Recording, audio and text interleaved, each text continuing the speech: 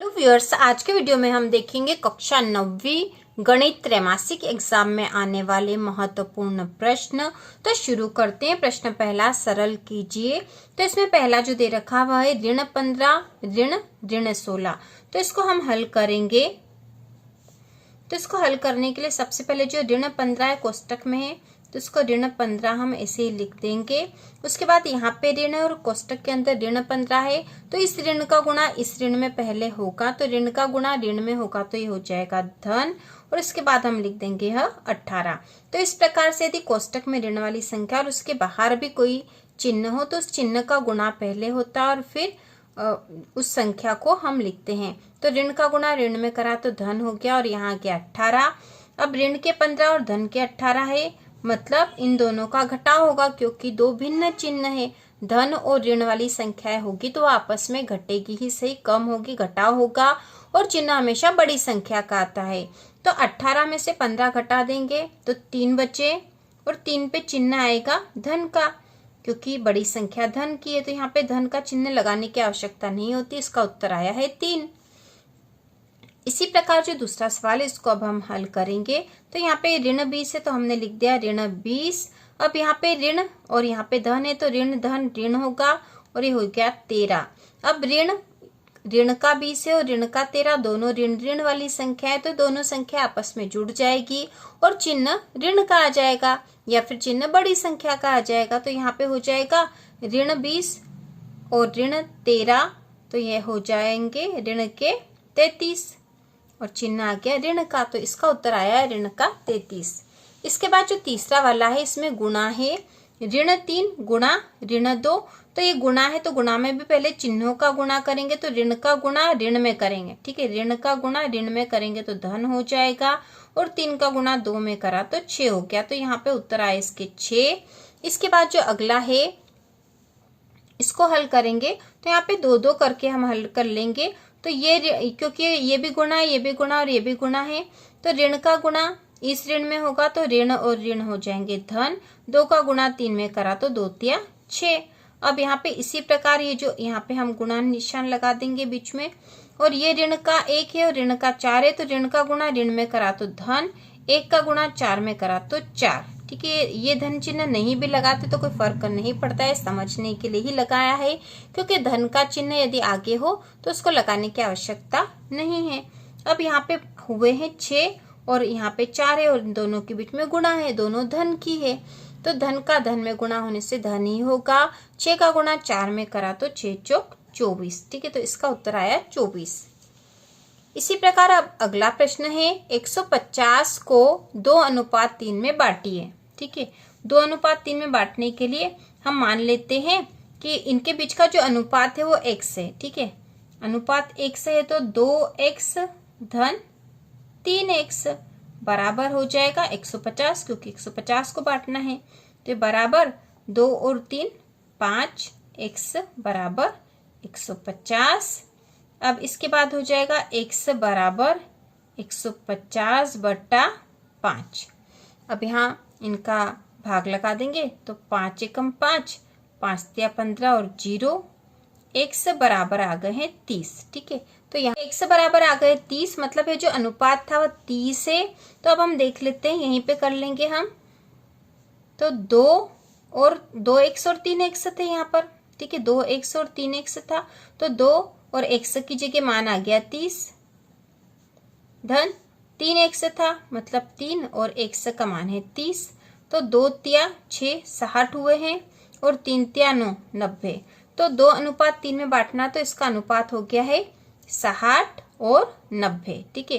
तो 60 और 90 होके 150 होते हैं, तो 2:3 में बांट दिया है, तो 150 का 2:3 बराबर है 60:90। तो इस प्रकार से इसका उत्तर है।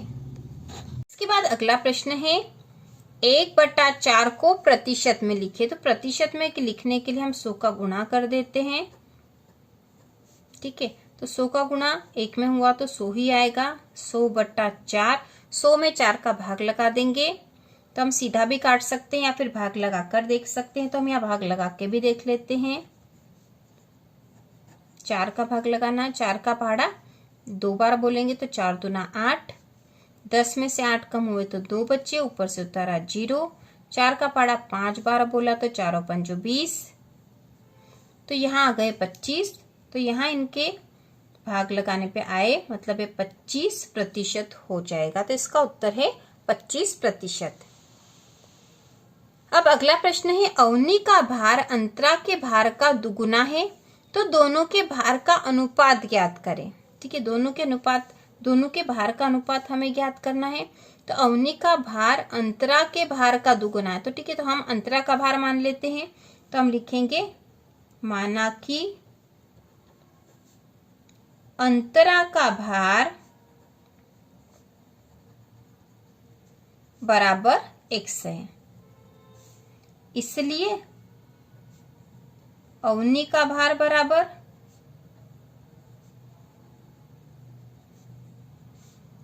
2x, क्योंकि यहाँ लिखा है कि अवनी का भार अंतरा के भार का दुगुना है और अंतरा का भार x है, तो अवनी का भार हो जाएगा 2x। तो दोनों के भार का अनुपात ज्ञात कीजिए। तो दोनों का भार का अनुपात हो जाएगा 2:1, क्योंकि अवनी का भार दुगुना है अंतरा के भार से, तो 2:1 हम इसका उत्तर लिखेंगे। इसके बाद अगला प्रश्न है, यदि सरिता की वर्तमान आयु y वर्ष है, तो आज से 5 वर्ष बाद उसकी आयु क्या होगी। तो बहुत ही आसान है, यहाँ पर केवल हमें व्यंजक बनाकर ही बताना है। तो सरिता की वर्तमान आयु y वर्ष है, तो आज से 5 वर्ष बाद उसकी आयु क्या होगी। तो आज वर्तमान में उसकी y है, 5 वर्ष बाद 5 और जोड़ देंगे तो y धन 5 हो जाएगी। ठीक है, y धन 5 वर्ष हो जाएगी और यही इसका उत्तर है। इसके बाद अगला प्रश्न है, 3/5 और 4/5 के बीच 5 परिमेय संख्याएं ज्ञात करें। तो इस प्रकार यदि संख्या दे रखी हो और इनके जो हर वाली संख्या, ठीक है, ऊपर वाली संख्या अंश होती, नीचे वाली हर होती, तो हर वाली संख्या समान हो, तो ऐसी संख्याओं के बीच की परिमेय संख्याएं ज्ञात करने के लिए उसमें ऊपर और नीचे किसी एक समान संख्या का गुणा कर देंगे। तो यहाँ पे है 3/5, इसमें हम गुणा कर देते क्योंकि 5 परिमेय संख्या निकालनी है, तो मैं 6 का गुणा कर देते। ठीक है, 6 का ऊपर भी गुणा कर देंगे, 6 का नीचे भी। इसी प्रकार हम 4/5 में भी हम 6 का गुणा ऊपर और 6 का गुणा नीचे कर देंगे।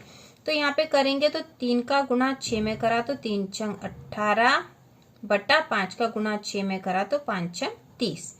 इसी प्रकार 4 का गुणा 6 में करेंगे तो 4 छंग 24, 5 का गुणा 6 में करा तो 5 छंग 30। अब हम निकाल लेंगे 18 बटा 30 के बाद हम लिख सकते हैं 5 परिमेय संख्या निकालनी है, तो हमने 3/5 में 6/6 का गुणा कर दिया, तो अब हमारे पास संख्या आ गई 18/30। इसी प्रकार 4/5 में भी हमने 6/6 का गुणा कर दिया, तो हमारे पास संख्या आ गई 24/30। अब इनके बीच की परिमेय संख्या हम लिख देंगे, तो हम लिख देंगे 19/30, 20/30, 21/30, 22/30, 23/30। तो इस प्रकार से 5 परिमेय संख्या हमने निकाल ली है इनके बीच की। तो यहाँ कोई सी भी संख्या हो, आपको इसी विधि से करना है। इसके बाद अगला प्रश्न है, जांच कीजिए ऋण 2 और 2 बहुपद x धन 2 के शून्यक है या नहीं। तो इसको जांच करने के लिए हम लिखेंगे x धन 2 बराबर ऋण 2। सबसे पहले ऋण 2 की जांच कर लेते हैं। तो x बराबर, ठीक है, धन 2 बराबर के इधर चला जाएगा, तो ये ऋण 2 तो है ही सही, और ये यहाँ पे भी आ जाएगा तो ऋण का 2 हो जाएगा। तो x बराबर हो जाएगा ऋण के 4। ठीक है, तो यहाँ x का मान ऋण का 4 आ गया है। इसी प्रकार अब हम अगले इस वाले 2 किससे करेंगे।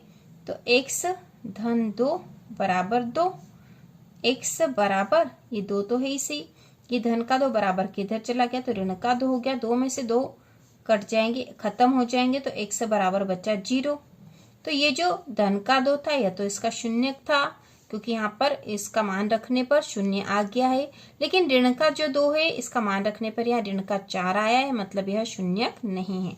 तो हम यहाँ लिखेंगे अतः x धन 2 का शून्यक